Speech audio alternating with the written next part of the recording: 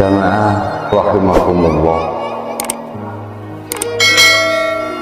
ada suatu hadis qudsi ruwiya annahu ta'ala qol, diriwayatkan dari Allah Ta'ala qala, Allah berkata, malam yarda bi qada'i walam yasbir ala bala'i walam yashkur ala nu'amai falyattahil rabban siwai. Malam yarda bi qada'i, barang siapa yang tidak ridho dengan ketetapan Allah Subhanahu wa ta'ala, walam yasbir ala bala'i, dan barang siapa yang tidak mau bersabar dengan cobaan-cobaan Allah atau dengan atas semua cobaan Allah yang diberikan kepada kita, walam yashkur, dan barang siapa yang tidak mau bersyukur ala nu'amai falyattakhid rabban siwai, maka kata Allah Subhanahu wa ta'ala, carilah Tuhan selain aku, Allah Subhanahu wa ta'ala. Jamaah rahimakumullah, secara peringatan yang datangnya dari Allah Subhanahu wa ta'ala kepada hamba-hambanya seperti kita semua ini, malam yarda bi qada'i, barang siapa yang tidak mau ridho atas ketetapannya. Kalau kita mau introspeksi diri, setiap ketetapan Allah yang diberikan kepada Allah kepada kita semua ternyata tidak segampang apa yang kita bayangkan. Mungkin ringan di lisan mengucapkan ridho, tapi perilaku kita semua itu sangat berat. Mungkin banyak orang mengucapkan atau memberikan motivasi kepada orang lain yang mendapatkan cobaan atau musibah dengan kalimat-kalimat sabar, sabar. Akan tetapi mereka hanya mengucapkan, hanya mengatakan dengan motivasi ucapan saja, hanya sabar tapi tidak memberikan pertolongan. Apa yang selanjutnya yang terjadi kepada orang-orang yang mendapatkan musibah tersebut? Ya, disitulah para jamaah, ternyata kesadaran kita itu masih jauh dari sesadar-sadarnya dari apa yang diharapkan oleh Allah Subhanahu wa ta'ala. Ternyata kita sering mengeluh, ternyata kita semua sering merasa kurang dari apa yang diberikan ketetapan Allah Subhanahu wa ta'ala kepada kita semua. Kita diberikan oleh Allah rizki mungkin berbentuk materi, akan tetapi ternyata di dalam diri kita masih ingin tambah atau kurang terus. Jamaah rahimakumullah, berbicara masalah menerima atau qanaah dan sabar dan syukur, memang kalimat ini tidak bisa berpisah. Menerima qanaah berarti bergandeng dengan kesabaran. Sabar apapun, sabar menerima nikmat yang baik walaupun nikmat berbentuk cobaan. Mungkin seseorang hanya mempunyai pola pikir kita bersabar di saat hanya menerima suatu masalah, ujian atau cobaan saja. Padahal kita semua dikasihkan nikmat dan kesenangan, harta benda dan lain sebagainya, itu juga butuh kesabaran. Kenapa kok kesabaran? Karena amanat Allah yang diberikan kepada kita yang berbentuk harta, tahta, jabatan dan lainnya itu untuk menjalankan beribadah kepada Allah Subhanahu wa Ta'ala. Kita dikasih oleh Allah, diperlihatkan oleh Allah orang yang meminta pertolongan, dan kita mampu, sebenarnya kita mampu untuk menolong. Akan tetapi kita enggan untuk menolong. Inilah yang dinamakan tidak mau bersabar di dalam apa yang diperintahkan oleh Allah Subhanahu wa Ta'ala. Jamaah rahimakumullah, kesabaran itu luas, syukur juga begitu luas. Secara perilaku kita setiap hari penuh dengan cobaan, penuh dengan tantangan yang dibutuhkan qanaah, kesabaran, dan belajar kita bersyukur. Syukur dalam arti segala aspek. Kita mendapatkan nikmat mungkin berbentuk materi, mungkin berbentuk kesehatan. Kalau kita hanya menginginkan atau menuruti hawa nafsu kita, maka rasa syukur kita itu akan jauh. Atau bilisan saja kita mengucapkan rasa syukur, tapi di dalam hati ini, di dada ini, kita mengeluh kepada Allah Subhanahu wa Ta'ala. Jamaah rahimakumullah, kadang kita berbicara tentang, mungkin kita berbicara tentang masalah sakit atau kesusahan. Perlu diingat, kita harus tahu sejarah-sejarah para rasul, para nabi, para wali-wali Allah Subhanahu wa Ta'ala.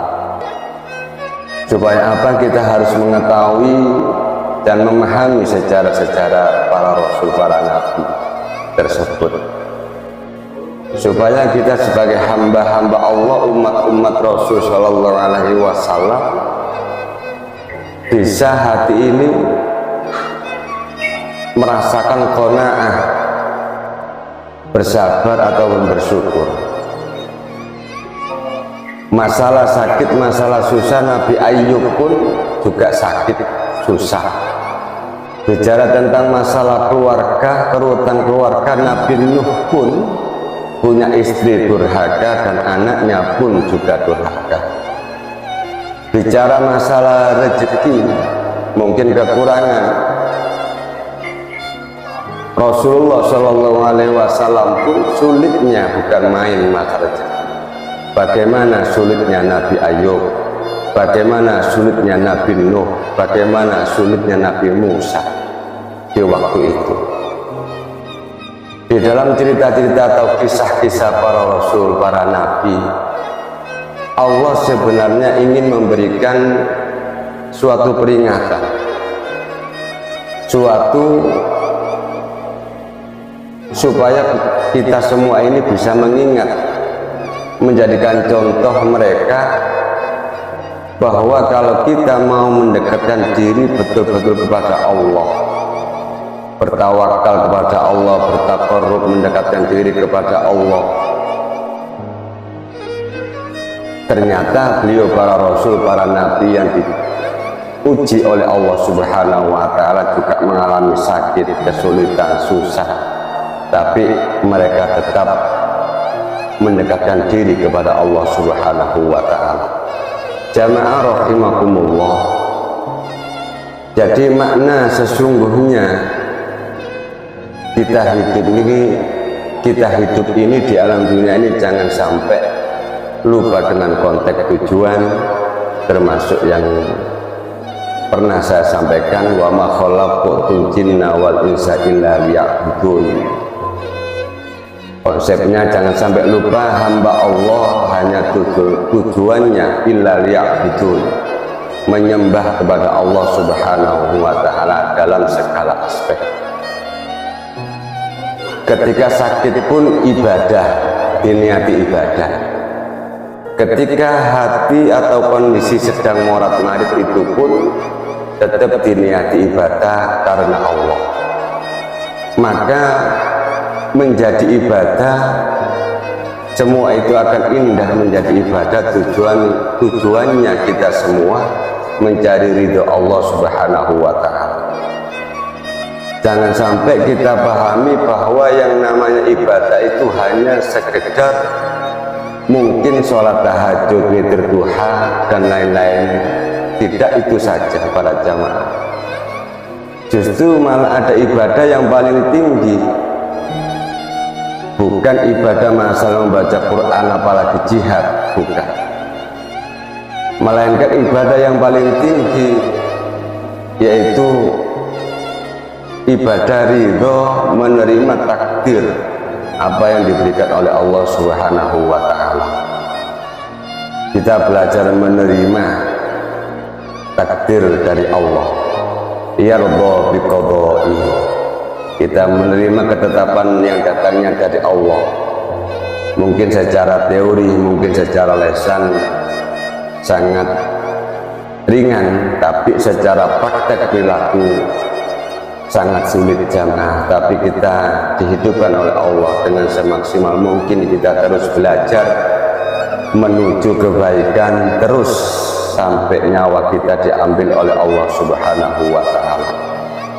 Jamaah rahimakumullah, kalau kita betul-betul mau memahami, insya Allah kita tidak gampang menyalah-nyalahkan ketetapan Allah Subhanahu wa Ta'ala, tidak gampang bersuudzon, berburuk sangka kepada siapapun. Kadang kita diuji rezeki, kadang rezeki kita agak macet sedikit, mungkin banyak macetnya. Tidak gampang menyalah-nyalahkan orang lain, apalagi menyalahkan Allah Subhanahu wa Ta'ala. Kesalahan berpikir membuat kita menjadi salah berbuat, kesalahan berbuat, kesalahan berbicara. Tidak sadar kita mengedepankan hawa nafsunya atau menuhankan hawa nafsunya sendiri. Ini yang fatal. Secara samar kita syirkun khafi, syirik yang sama. Jamaah rahimakumullah, sampai-sampai disindir oleh Al-Quran, Allah di dalam Al-Qurannya, ittakhadha ilahahu hawahu. Ittakhadha menjadikan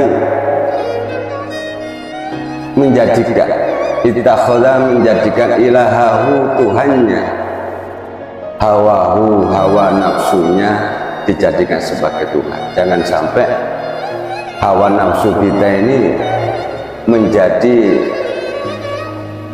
bos kita atau Tuhan kita. Kita tidak sadar.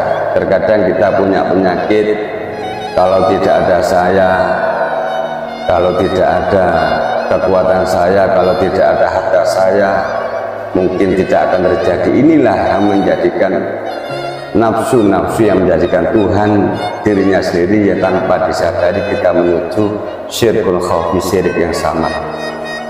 Jamaah rahimakumullah, seandainya kita tahu sejarah para nabi, para rasul, supaya apa? Sejarah-sejarah beliau itu supaya kita semua bisa la'allahum yatafakkarun, supaya kita bisa berpikir betul, oh ternyata kita sekarang dikasih oleh Allah sakit, ternyata Nabi pun, para wali pun juga dikasih sakit.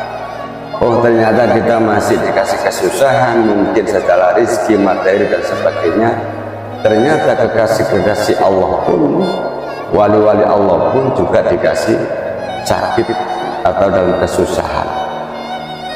Cuman perbedaan kesusahan para rasul, para nabi itu beda jauh dengan kesusahan kita. Kesusahan para rasul, para nabi lebih hebat, lebih ekstrim, tapi beliau tetap tidak merasa kesusahan, Justru beliau para rasul, para walinya Allah, para nabinya Allah susah kalau di dalam hatinya jauh dari Allah. Tapi kita susah kalau tidak mempunyai materi atau hajat kita tidak terpenuhi. Itulah bedanya. Kalau para walinya Allah, kekasihnya Allah, susah kalau lupa dengan sang kholiknya, jauh dari sang kholiknya.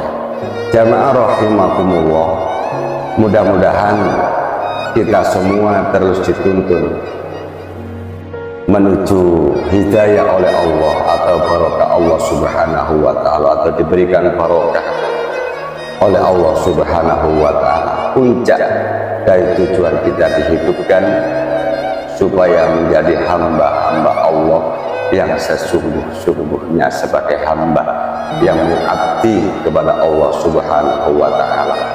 Kalau kita tidak tahu cara mengabdi kita sebagai hamba kepada Allah, mungkin di lain waktu kami akan memberikan pemaparan masalah bagaimana kita betul-betul mengabdi kepada Allah yang sesungguh-sungguhnya.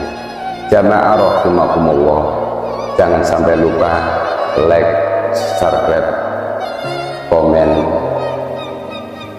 di channel @santri Embongan atau Galeri Embongan. Mudah-mudahan amal kita semua, dan saya doakan kita semua, Anda semua yang menonton di channel atau subscribe di channel ini, diberikan hidupnya penuh dengan keberkahan dunia maupun akhirat. Amin amin ya rabbal alamin. Assalamualaikum warahmatullahi wabarakatuh.